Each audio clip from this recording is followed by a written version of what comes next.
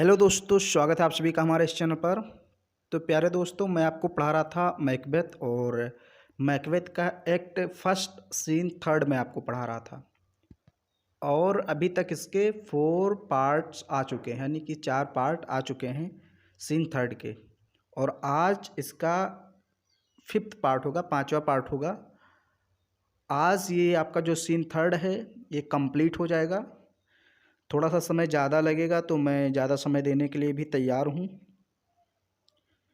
ज़्यादा समय आप लोग कहते हैं कि थोड़ा वीडियो लॉन्ग बनाइए, थोड़ा ज़्यादा पढ़ाइए। देखिए, अगर मैं लॉन्ग वीडियो बनाने के चक्कर में आपको समझाऊँ ना, ऐसे ही पढ़ा दूँ तो मेरा क्या, मेरा कुछ नहीं होगा, मैं तो ऐसे पढ़ा दूँगा। लेकिन समस्या आपको आएगी क्योंकि इसमें टफेस्ट वर्ड और टफेस्ट सेंटेंस है, मतलब बहुत ज़्यादा कठिन वर्ड और सेंटेंस है, तो आपको समझ में आने वाले नहीं है। अगर मैं बहुत ज़्यादा पढ़ाने का प्रयास करूँ तो मुझे कोई प्रॉब्लम नहीं है, लेकिन मैं सोचता हूँ कि जब मैं पढ़ाता हूँ तो आपको समझ में आए, इसलिए मैं थोड़ा पढ़ाता हूँ और समय ज़्यादा लग जाता है। मैं 1 घंटे भी पढ़ा सकता हूँ, लेकिन क्या है कि जो वीडियो है अपलोड करने में ना बहुत समय लगता है, बहुत प्रॉब्लम्स आती हैं। लिमिटेड डाटा मिलता है, ऐसा नहीं कि अनलिमिटेड डाटा है मेरे पास, एमबी खूब यूज़ करूँ। लिमिटेड डाटा रहता है तो उसको भी देखना रहता है, इसलिए मैं ज़्यादा लॉन्ग वीडियो नहीं बनाता हूँ। 20 से 25 के बीच में ही रहता है, बहुत ज़्यादा 25 कभी कभी हो जाता है आधा घंटा। चलिए देखते हैं आज हम लोग को कहाँ से पढ़ना है। ओके, और इस वीडियो को आप अपने दोस्तों में शेयर ज़रूर कीजिए। मैं बार बार कहता हूँ शेयर करना चाहिए सभी को, ताकि उनको भी पता चले कि हाँ आप किस सर से पढ़ रहे हैं, कहाँ से पढ़ रहे हैं। ओके, तो यहाँ देखिए ऊपर कजिन्स लिखा है, cousins a word I pray you, यहाँ से हम लोग को पढ़ना है। तो इसके पहले का जो कथन था, स्टेटमेंट था, वो बैंकों ने कहा था। मैं थोड़ा सा आपको पीछे लेकर चलता हूँ ताकि आपका जो कनेक्टिविटी है वो हो सके, यानी कि संपर्क आपका पिछले स्टोरी से हो सके। नहीं तो अभी मैं पढ़ाना शुरू कर दूंगा तो बहुत लोगों ने नहीं देखा होगा वीडियो, तो आप लोग वीडियो देख लीजिए तभी आपको समझ में आएगा। ओके, तो पिछले वाले वीडियो में मैंने आपको बताया था कि बैंकों मैकबेथ को समझा रहा था कि ये जो चुड़ैलें भविष्यवाणी करती हैं, ये छोटी छोटी सच्चाई तो बता देती, मतलब इनकी छोटी छोटी कही गई बातें सच होती हैं, थोड़ा सा हमको अचंभित कर देती हैं, लेकिन ये बहुत बड़ा धोखा देने के लिए हमें ऐसा करती हैं। यानी कि लास्ट में बहुत बड़ा धोखा दे देती हैं हमको, हमारा नाश कर देती हैं, विनाश कर देती हैं। छोटी छोटी चीज़ें तो सच बता देती हैं, जो हमको अचंभित करता है, हमको अच्छा लगता है शुरुआत में, लेकिन जब लास्ट में ये हमको धोखा देती हैं तो बहुत दुख होता है। तो यही बता रहा था। फिर आगे कहता है cousins a word I pray you, cousins मतलब मित्रों, यानी मित्र। मैकबेथ से कहता है, बैंको किससे कहता है? मैकबेथ से। कजिन्स यानी मित्र, कजिन्स का मतलब चचेरा होता है। Cousins a word I pray you, मैं तुमसे बाद में बात करूंगा। वर्ड मतलब बात या शब्द। आई प्रे, प्रे का मतलब प्रार्थना, यू मतलब तुमसे, मैं तुमसे प्रार्थना करता हूँ कि मैं तुमसे बाद में बात करूंगा। प्रार्थना का नहीं। अब देखिए यहाँ कुछ अलग इसका सेंस निकलेगा। वो कह रहा है कि मित्र, मैं तुमसे इस टॉपिक पर बाद में बात करूंगा। मैकबेथ असाइड, जहाँ पर असाइड लिखा रहे, मैंने शुरुआत में बताया है कि जहाँ पर असाइड लिखा रहे वो समझ लीजिए कि स्वयं से बात कर रहा है, सोच रहा है।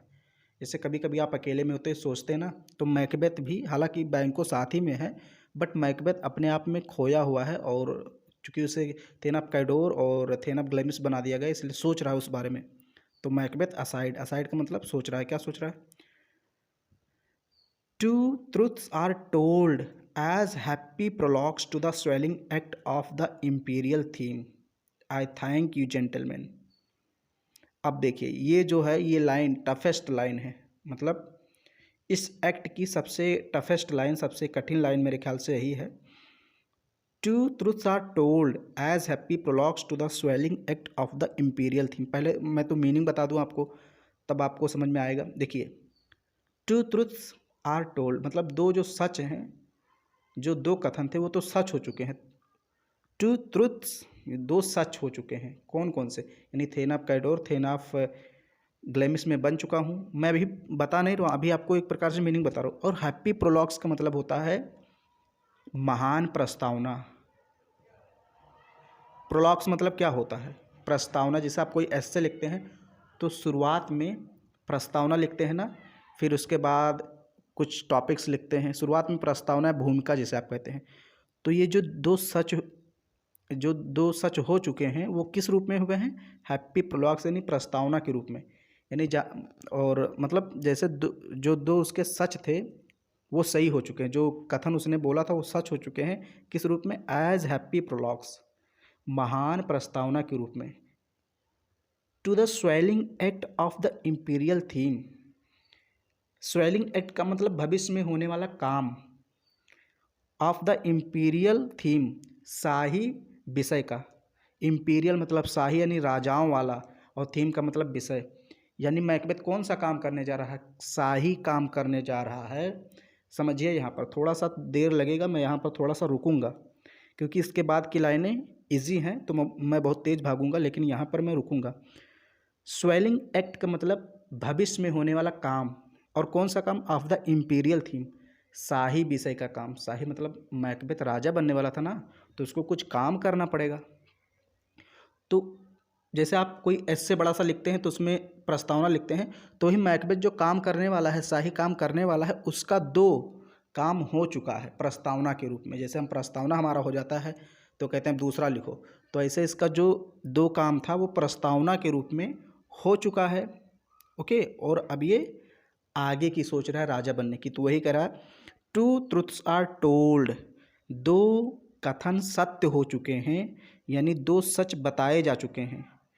दो सच हो चुका है, यानी कि एंगस और रॉस ने बताया कि मैं थेन ऑफ कैडोर थेन ऑफ ग्लैमिस बन गया। तो टू ट्रुथ्स आर टोल्ड, दो सच बताए जा चुके हैं। एज हैप्पी प्रोलॉग्स, प्रस्तावना के रूप में, यानी महान प्रस्तावना के रूप में दो कथन सच हो चुके हैं या दो सच बताए जा चुके हैं, कुछ भी कह लीजिए। टू द स्वेलिंग एक्ट, भविष्य में होने वाले कार्य के। ऑफ द इंपीरियल थीम, शाही विषय के भविष्य में होने वाले कार्य के दो सच प्रस्तावना के रूप में साबित हो चुके हैं, बताए जा चुके हैं, कुछ भी कह लीजिए। ओके, इतना मैंने आपको समझाया। यानी भविष्य में जो काम मैकबेथ करने जा रहा है, राजा बनने जा रहा है, तो उसका दो काम हो चुका है। थेन ऑफ ग्लैमिस बन गया है, थेन ऑफ कैडोर बनना है, अब स्कॉटलैंड का किंग उसको बनना है। तो दो काम किस रूप में हुए? प्रस्तावना के रूप में। अभी उसको पूरा ऐसे लिखना है, मतलब राजा तो अभी उसको बनना ही बनना है। अब आपको समझ में आया होगा, I hope. I thank you gentleman, मैं तुम्हें धन्यवाद देता हूँ जेंटलमैन। मैकबेथ कहता है चुड़ैलों से, लेकिन चुड़ैलें तो है नहीं, वो तो गायब हो गई। मैकबेथ स्वयं से कहता है, पहले ही वहाँ पर कहा जा चुका है असाइड। असाइड का मतलब ये स्वयं से बात करता है कि अभी तो मुझे बहुत काम करना है, अभी तो प्रस्तावना हुआ है ऐसे का। तो कहता है आई थैंक यू जेंटलमैन, धन्यवाद महान भाव। असाइड फिर मतलब स्वयं से कहता है, असाइड मतलब स्वयं से कहता है। This supernatural soliciting cannot be ill, ये जो सुपर नेचुरल पावर है, यानी कि चुड़ैलों की बात कर रहा है, जो जादू करने वाली हैं, cannot be ill, cannot be good. ये वो सोचता है ना तो बुरी हो सकती हैं ना तो अच्छी हो सकती हैं। ओके, सोचता है कैन नॉट बी इल का मतलब बुरा, कैन नॉट बी गुड, और ना तो अच्छा हो सकता है।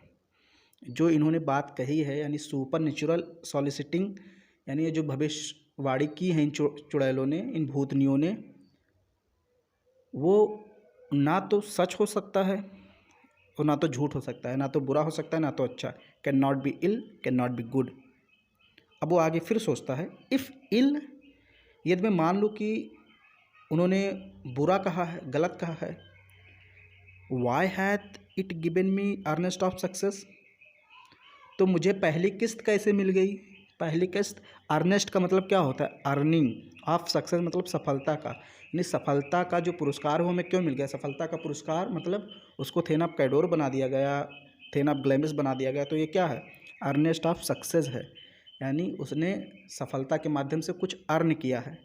तो सोचता है अगर ये चुड़ैलें बुरी होती, मतलब इन्होंने जो कहा वो गलत होता, इफ़ इल लिखा है, इफ़ इल, यदि ये गलत होती, why hath it given me earnest of success, तो मुझे सफलता के रूप में पहली किस्त क्यों मिल जाती, यानी मुझे थेन ऑफ कैडोर और थेन ऑफ ग्लैमिस क्यों बना दिया जाता है? सोच रहा है अपने आप से।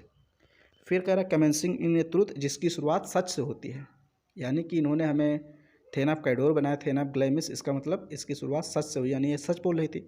फिर आगे सोचता है आई एम थेन ऑफ कैडोर, मैं कैडोर का थेन बन गया हूँ, जो कि सच है, यानी कि ये सच कह रही हैं, बुरी नहीं है। लेकिन इफ़ गुड, और यदि ये अच्छी होती, यदि ये अच्छी हैं, why do I yield to that suggestion, तो मुझे उस सुझाव को क्यों मानना चाहिए। यदि ये अच्छी हैं तो मुझे उस सुझाव को क्यों समर्पण करना चाहिए। ईल्ड का मतलब समर्पण करना चाहिए।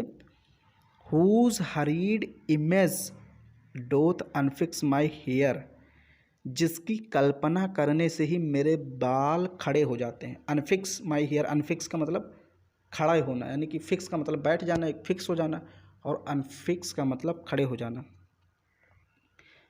And make my seated heart knock, और मेरे बैठे हुए दिल को नॉक करने पर मजबूर कर देते हैं। एटमी रिप्स, उन हड्डियों से टकरा करके, यानी कि जो सीने में हड्डी होती है, रिप्स होता है, उससे हमारा दिल टकराने लगता है, धड़कने लगता है। कहने का मतलब जो सीटेड हार्ट का मतलब बैठा हुआ शांत दिल है, वो हमारा धड़कने लगता है और हमारा जो बाल है वो खड़ा हो जाता है। अब कौन सा इमेज है, मतलब जो राजा की हत्या करने का भी इसको विचार आ रहा है कुल मिलाकर, तो वही कह रहा है अगर ये सच कहती हैं तो मुझे, अब ये कुछ सुझाव कर रहा है, कुछ अपने आप से इसने वादा किया कि राजा को कैसे मारें, ऐसा कुछ ये बता रहा है, मतलब अपने आप अपने ऐसे बात कर रहा है। तो कह रहा है why do I yield to that suggestion, मुझे उस सुझाव के सामने समर्पण क्यों कर देना चाहिए।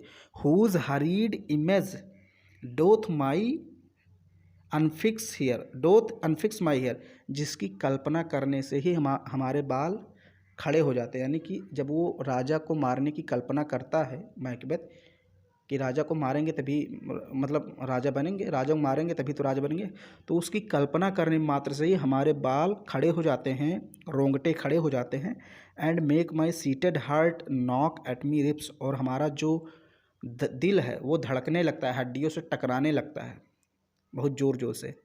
ओके, सीटेड हेड का मतलब जो शांत बैठा था दिल, नॉक, वो नॉकिंग करने लगता है, खटखटाने लगता है। एटमी रिप्स का मतलब जो हमारी हड्डियाँ होती हैं सीने पर, उससे। Against the use of nature, अप्राकृतिक कार्य से। अगेंस्ट का मतलब खिलाफ, यूज़ ऑफ नेचर का मतलब प्रकृति के नियम के खिलाफ। प्रकृति के नियम के खिलाफ हत्या भाई अगर कोई करेगा तो प्रकृति के नियम के खिलाफ ही तो है, हमें एक दूसरे की जान नहीं लेनी चाहिए। लेकिन ये कह रहा है अगेंस्ट द, मतलब जो नियम है उसके अगेंस्ट में जा रहा है, यानी ये अप्राकृतिक काम करने जा रहा है, प्रकृति के नियम के विरुद्ध काम करने जा रहा है। तो उसको बोला है अप्राकृतिक कार्य करने की जो सोच है, जब उसको मैं सोचता हूँ तो हमारे बाल खड़े हो जाते हैं, रोंगटे खड़े हो जाते हैं और हमारा दिल धड़कने लगता है। फिर आगे कहता है, देखिए ये थोड़ा सा ऐसे ही समझ में आएगा, मैं फिर भी कोशिश करता हूँ ताकि आपको समझ में आए। प्रेजेंट फियर्स, जो वर्तमान भय है, आर लेस, वो कम है, देन हॉरिबल इमेजिनिंग्स, खतरनाक इमेजिनिंग्स यानी कल्पनाओं से, यानी जो भविष्य में कल्पना का मतलब क्या, भविष्य में होने वाली चीज़, यानी जो भविष्य में होने वाली है उससे वर्तमान में जो हो रहा है वो सही है, वो कम डरावना है। कह रहा है प्रेजेंट फियर्स, यानी वर्तमान में जो डर है हमारे दिल में, आर लेस, वो कम है, दैन की अपेक्षा, हॉरिबल इमेजिनिंग्स, खतरनाक कल्पनाओं की अपेक्षा। खतरनाक कल्पनाओं की अपेक्षा वर्तमान का जो हमारा डर है वो अभी कम है। यानी खतरनाक अपेक्षा, खतरनाक कल्पना का मतलब राजा को जो मारने की हम कल्पना कर रहे हैं, जो प्लान बना रहे हैं मन में अपने, ये स्वयं कह रहा है, किसी से कह नहीं रहे, जान लीजिए। तो कह रहा है कि जो राजा को मारने का प्लान कल्पना में बना रहा हूँ, कल्पना कर रहा हूँ, वो ज़्यादा खतरनाक है और उससे हमारा जो अभी का मतलब डर है वो कम है। जो प्रेजेंट फियर है वो अभी कम है, आगे जो होगा वो खतरनाक है। माई थॉट, मेरा विचार, whose murder yet is but fantastical, जो कि मर्डर करने का है। अब यहाँ देखिए, हुज मर्डर, जिसका murder, yet is but fantastical, लेकिन काल्पनिक है। हमारा विचार जो कि मर्डर करने का है वो फैंटेस्टिकल है, मतलब काल्पनिक है। अभी मैं सोच ही रहा हूँ shakes so my single state of man, और ये मुझे हिला देता है। सिंगल स्टेट ऑफ मैन का मतलब एक प्रकार से मुझे, शेक्स का मतलब हिला देता है, मुझे इतना हिला देता है दैट की फंक्शन इज स्मूदर्ड इन सरमाइज, जिससे जो हमारे शरीर की फंक्शन है, कार्य हैं, वो सब सरमाइज मतलब पंग हो जाते हैं, ऐसे विचार से पंग हो जाते हैं। यानी जब हम राजा को मारने की सोचते हैं, कल्पना करते हैं, तो उससे क्या होता है, सरमाइज का मतलब पंग हो जाना। ओके, जो हमारी जो हमारे अंदर जो कार्य करने की क्षमता है, जो हमारे अंदर तंत्र लगे हुए हैं, जो सिस्टम काम कर रहा है, वो सब पंग हो जाते हैं। एंड नथिंग इज, और कुछ नहीं, बट व्हाट इज़ नॉट, लेकिन क्या कुछ नहीं। ये सब थोड़ा सा ऐसे कठिन लाइनें हैं, फिर भी मैंने कोशिश किया। हुज मर्डर माई थॉट, जो मेरे विचार हैं, हुज मर्डर येट, उनका मतलब मर्डर करने का, जो राजा हैं उनका मर्डर करने का जो हमारा विचार है, इज़ बट फंटेस्टिकल, वो अभी केवल फंटेस्टिकल है, मतलब काल्पनिक है, अभी किया नहीं है। लेकिन इससे क्या होता है, जब ये सोचता हूँ, sex so my single state of man, ये मुझे पूरी तरीके से झकझोर देता है, हिला देता है। सेक्स का मतलब हिला देना, इतना मुझे हिला देता है, इतना झकझोर देता है दैट की the function is smothered in surmise, जो हमारे शरीर के फंक्शन है, कार्य हैं, जैसे कई तरह के सिस्टम होते हैं, पाचन तंत्र, श्वसन तंत्र, ये सब सिस्टम तरीके से सिस्टमेटिक ढंग से काम करते हैं, तो ये सब क्या हो जाता है, पंग हो जाता है। सरमाइज का मतलब पंग हो जाना। एंड नथिंग इल्स, और कुछ नहीं। And but what is not, लेकिन क्या कुछ नहीं। सोचता है कभी कभी कि मर्डर करूं या ना करूं, तो तमाम तरह के विचार उसमें आते हैं। कहता है कि जब कल्पना करता हूँ तो हमारा जो दिल है घबरा जाता है, रोंगटे खड़े हो जाते हैं, शरीर की जो सारी क्रियाएं हैं वो एकदम बंद हो जाती हैं एक प्रकार से। अब देखिए, अब यहाँ पर बैंको कहता है look how our partner's rapt, देखो हमारा पार्टनर कैसे खोया हुआ है। रैप्ट का मतलब भाव विचारों में खो जाना। मैकबेथ असाइड, मैकबेथ फिर स्वयं से कहता है if chance will have me a king, यदि अवसर मुझे राजा बनाना चाहता है, वाई चांस में क्राउन मी, तो चांस यानी अवसर मुझे राजा क्यों बनाएगा, विदाउट माई स्टिल, बिना मेरे काम किए, बिना मेरे प्रयास किए, बिना मेरे मेहनत किए। ओके, स्टिल का मतलब काम, प्रयास, मेहनत, कुछ भी कह लीजिए। तो मैकबेथ फिर सोचता है कि अगर मुझे मान लीजिए अवसर जो है वो राजा बनाना ही चाहता है, तो इसके लिए मुझे काम करना पड़ेगा, प्रयास करना पड़ेगा। विदाउट माई स्टिर, वो मुझे क्यों बनाएगा, बनाना तो चाहता है लेकिन विदाउट माई स्टिर, मेरे प्रयास के बिना वो मुझे राजा नहीं बनाएगा, यानी कि मुझे प्रयास करना पड़ेगा। कुल मिलाकर वो यही सोचता है कि हत्या करनी पड़ेगी, किंग डंकन का मर्डर करना ही पड़ेगा। बैंको कहता है new honours come upon him, जब वो बैंको देखता है कि मैकबेथ परेशान है, काफ़ी सोच विचार कर रहा है, तो बैंको कहता है न्यू ऑनर्स, नई नई जो उपलब्धियां हैं, कम अपॉन हिम, जो उस पर आई हैं, यानी मैकबेथ ने जो नई उपलब्धियां पाई हैं, लाइक अवर स्ट्रेंज गारमेंट्स, ये हमारे नए कपड़े की भांति होती हैं। Cleave not to their mould, जो फिट नहीं बैठती हैं, but with the aid of use, लेकिन जब हम उसका यूज़ करते रहते हैं तो फिट बैठने लगती हैं। अब इसका मतलब समझ लीजिए इन लाइनों का, जैसे जब हम नया कपड़ा पहनते हैं या नए चप्पल जूता कुछ भी लाते हैं, तो प्रारंभ में क्या होता है, टाइट होता है, टाइट मतलब फिट नहीं बैठता है। लेकिन जब हम उसको डेली पहनने लगते हैं, शर्ट है या कोई जूता चप्पल है, डेली उसको पहनने लगते हैं, तो वो फिट आ जाता है, एकदम सही लगने लगता है, अच्छा महसूस होने लगता है पहनने में।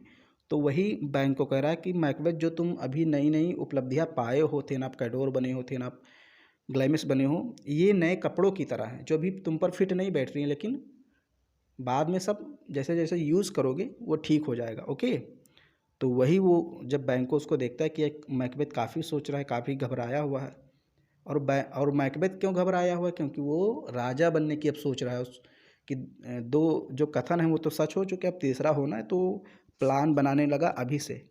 और बैंको इस बात को नहीं समझ पा रहा है कि मैकबेथ क्या करना चाहता है, वो तो सोच रहा है कि शायद ये कुछ दूसरा ही सोच रहा है। मैकबेथ फिर सोचता है असाइड, कम वॉट कम वे, जो होगा देखा जाएगा। कम वॉट कम वे का मतलब जो होगा देखा जाएगा।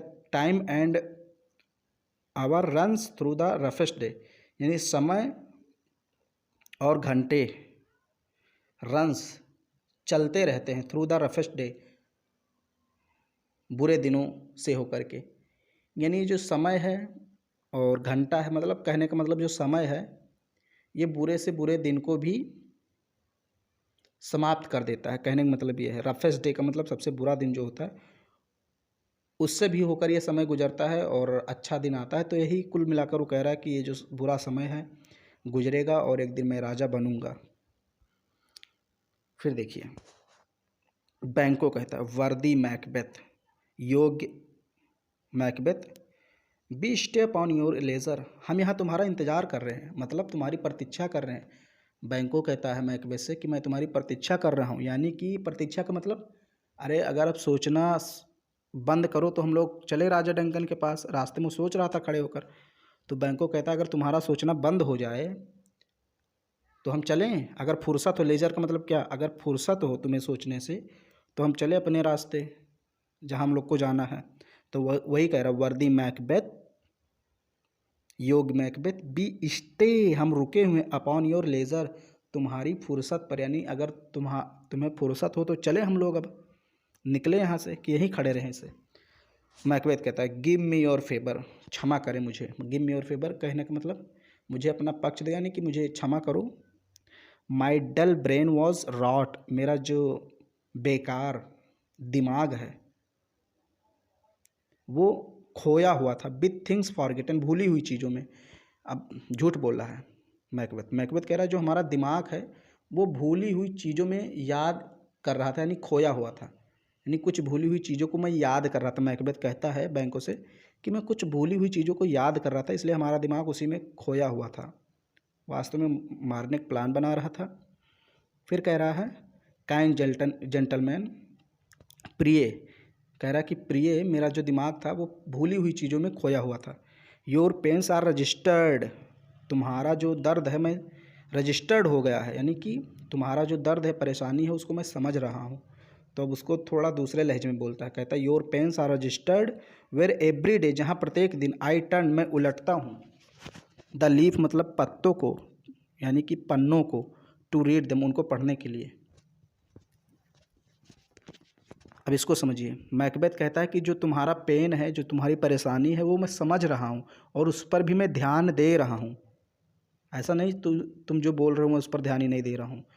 तो उसको कहने का मतलब थोड़ा सा घुमा करके कहता है कि आपका जो पेन है उसको मैंने रजिस्टर कर लिया है और उसको, उस पन्ने को, उस रजिस्टर को मैं रोज़ पढ़ता हूँ उलट करके। एवरी डे आई टर्न, मैं पलटता हूँ, द लीफ मतलब पन्ने को, टू रीड देम, पढ़ने के लिए। यानी कि जो तुम्हारी परेशानी हो मैं समझ रहा हूँ। यानी कि अब वो मैकबेथ भी कह रहा है कि चलो चला जाए। लेटस टुवर्ड द किंग, चलो राजा की तरफ चलते हैं, यानी राजा के पास चलते हैं।